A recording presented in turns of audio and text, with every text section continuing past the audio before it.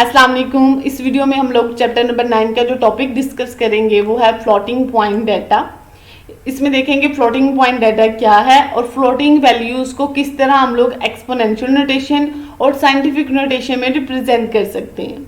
इसके अलावा हम लोग देखेंगे कि सी लैंग्वेज में फ्लोटिंग वैल्यूज को स्टोर करने के लिए कौन कौन सी डाटा टाइप्स यूज की जाती हैं और जब हम लोग इस किस्म का डाटा अपने प्रोग्राम में यूज करते हैं तो उस केस में हमारे पास कौन कौन से एरर्स अकर हो सकते हैं। इसके अलावा हम लोग ओवरफ्लो एंड अंडरफ्लो के दरमियान डिफरेंस को देखेंगे। Let's start. Floating point values. The numeric values that have decimal point in them is called floating point data. ऐसी न्यूमेरिक वैल्यूज जिनमें डेसिमल पॉइंट होता है उन वैल्यूज को हम लोग फ्लोटिंग पॉइंट डाटा कहते हैं। ये वैल्यूज हमारे पास पॉजिटिव भी हो सकती हैं, नेगेटिव भी हो सकती हैं। फॉर एग्जाम्पल 778.93 और -0.3। फ्लोटिंग पॉइंट डाटा को हम लोग रियल टाइप डाटा भी कहते हैं।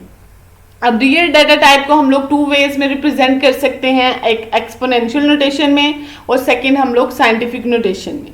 अगर हम लोगों ने रियल नंबर्स को एक्सपोनेंशियल नोटेशन में रिप्रेजेंट करना है तो वो किस तरह कर सकते हैं। अब हमारे पास एक रियल नंबर है 839.80। अब इसको हमने एक्सपोनेंशियल नोटेशन में लिखना है तो हम इसको 10 की पावर में लिखेंगे, लाइक 0.83980 मल्टीप्लाई 10 की पावर 3। अब इसमें हमारे पास जो ये वाली वैल्यू होती है इसको हम लोग मंटीसा कहते हैं और जो पॉइंट के बाद वाली वैल्यू होती है इसको हम लोग प्रिसियन कहते हैं। अगर हम इस वैल्यू की प्रिसियन फाइंड करें तो इसकी जो प्रिसियन होती है वो हमारे पास है 5। अब 10 की जो पावर होती है इसको हम लोग एक्सपोनेंट कहते हैं और ये बेसिकली हमारे पास वैल्यू की रेंज को बताती है। अब इसी चीज को अगर हम लोगों ने साइंटिफिक नोटेशन में लिखना हो, रिप्रेजेंट करना हो तो वो किस तरह करते हैं। अब जब हम लोग सी लैंग्वेज में कोई भी रियल नंबर्स को यूज करना हो, चाहे वो एक्सपोनेंशियल नोटेशन में हो या सिंपल रियल नंबर हो, तो उसको हमेशा हम लोग साइंटिफिक नोटेशन में रिप्रेजेंट करते हैं। अब उसका क्या, वो किस तरह रिप्रेजेंट कर सकते हैं। अब यही अगर हम लोग एक्सपोनेंशियल नोटेशन लें और अगर इसी को हम लोग साइंटिफिक नोटेशन में रिप्रेजेंट करें तो उसमें जो नंबर होता है, जो मंटीसा होता है, वो एज इट इज लिखा जाता है। उसमें सी लैंग्वेज के अंदर जब हम लोगों ने पावर वाली चीज यानी एक्सपोनेंट को रिप्रेजेंट करना हो तो उस केस में हम लोग ई यूज करते हैं। यहाँ पे आप स्मॉल ई भी यूज कर सकते हो, कैपिटल ई भी यूज करते हो। ये ई बेसिकली क्या करता है, जो एक्सपोनेंट पार्ट होता है उसको मंटीसा से सेपरेट करता है और इसके बाद आप जो भी एक्सपोनेंट होती है आपकी उसको राइट डाउन करते हो। अगर यहाँ पे हमारे पास 10 की पावर -3 हो तो आप ई के बाद -3 यूज करोगे। नेक्स्ट हमारे पास है डाटा टाइप्स। अब फ्लोटिंग टाइप वेरिएबल्स को फ्लोटिंग पॉइंट वैल्यूज को स्टोर करने के लिए हम लोग कौन कौन से डाटा टाइप्स यूज करते हैं। उसमें फर्स्ट वन है फ्लोट। फ्लोट जो डाटा टाइप है इसको हम लोग यूज करते हैं रियल वैल्यूज को स्टोर करने के लिए और ये मेमोरी में 4 बाइट्स लेता है और इसकी जो वैल्यू रेंज है वो 10⁻⁻38 टू 10⁻38 है और इसकी जो प्रिसियन होती है 6 डिजिट्स की होती है और ये बहुत ही इंपॉर्टेंट है।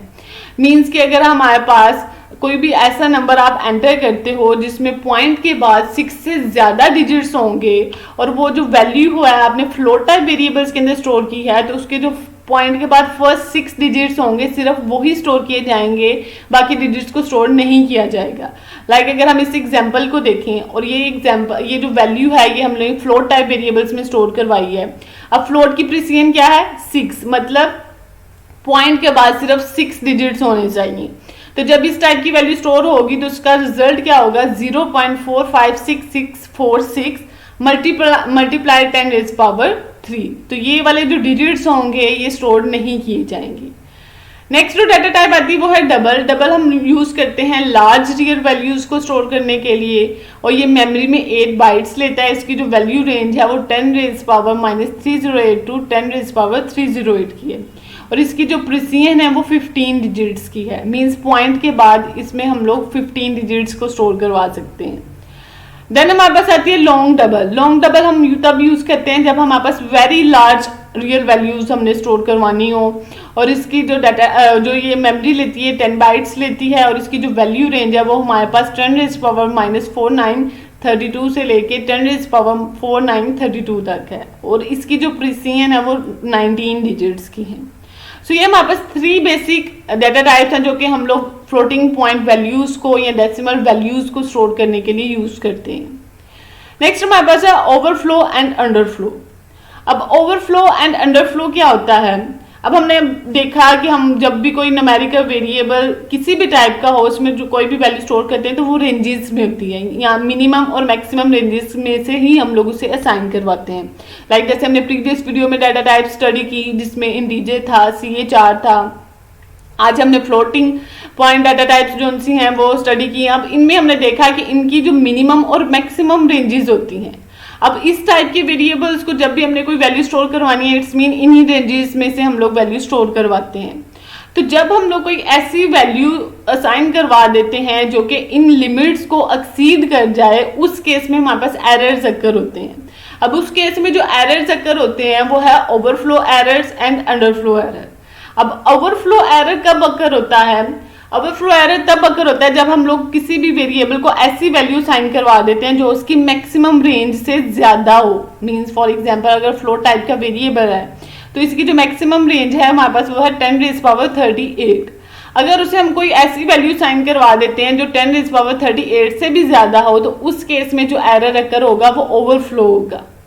अंडरफ्लो कब अकर होता है? जब हम लोग किसी भी वेरिएबल को ऐसी वैल्यू साइन करवा देते हैं जो कि उसकी मिनिमम रेंज से भी कम हो, उस केस में अंडरफ्लो एरर अकर होता है। लाइक अगर फ्लोट की मिनिमम रेंज क्या है हमारे पास 10⁻38, अगर हम इस फ्लोट टाइप वेरिएबल्स को इस रेंज से भी कम की वैल्यू साइन करवा देते हैं तो उस केस में हमारे पास अंडरफ्लो एरर्स अकर होंगे। और ये जो एरर्स होते हैं ओवरफ्लो और अंडरफ्लो, ये कंपाइलर डिटेक्ट नहीं करता, बट इसकी वजह से जो हमारा प्रोग्राम है वो इनकरेक्ट आउटपुट जो सा वो प्रोड्यूस करता है। नेक्स्ट हमारे पास है प्रॉब्लम्स। मीन्स कि जब भी हम लोग फ्लोटिंग पॉइंट वैल्यूज को अपने प्रोग्राम के अंदर यूज करते हैं, उनके साथ वर्किंग करते हैं, तो उस केस में हमारे पास कौन कौन सी प्रॉब्लम्स या कौन कौन से एरर्स जो से वो अकर हो सकते हैं। उनमें फर्स्ट वन है कैंसिलेशन एरर।